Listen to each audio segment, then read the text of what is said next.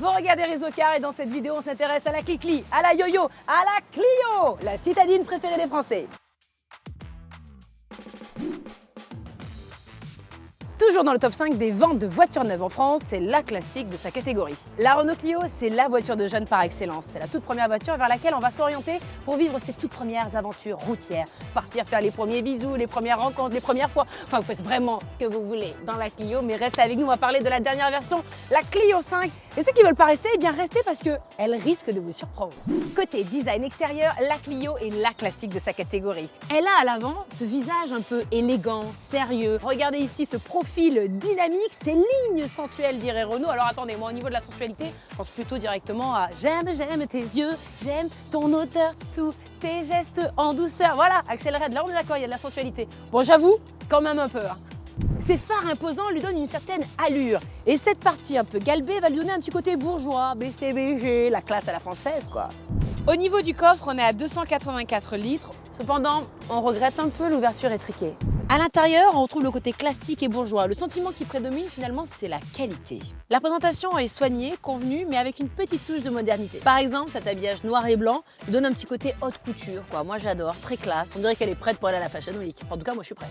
Au niveau des technologies, on est quand même bien servi. Régulateur et limiteur de vitesse, aide active au maintien de voie, capteur de stationnement et freinage automatique d'urgence. La Clio propose tous les essentiels du moment. Idem pour le multimédia ou les dernières fonctions connectées. Comme disait la pub, elle a tout d'une grande. Ou alors c'était mon ex. À l'arrière, au niveau de l'habitabilité, on est dans la moyenne de sa catégorie. Par contre, attention, si vous passez à 3 derrière, ça risque d'être un peu étroit. Alors, choisissez d'amener des amis pas trop grands.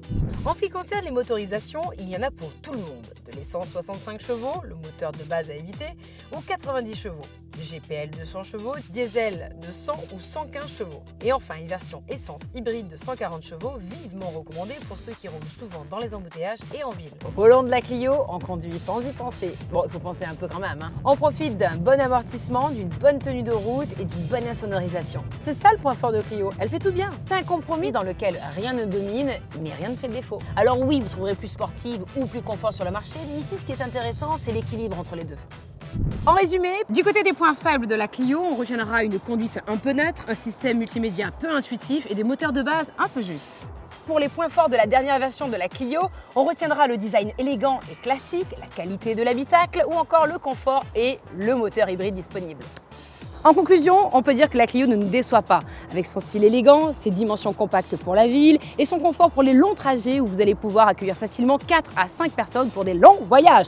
Allez Kylian, Antonin, Émilie, on va à Ibiza, c'est parti, on y va, on est trop chaud!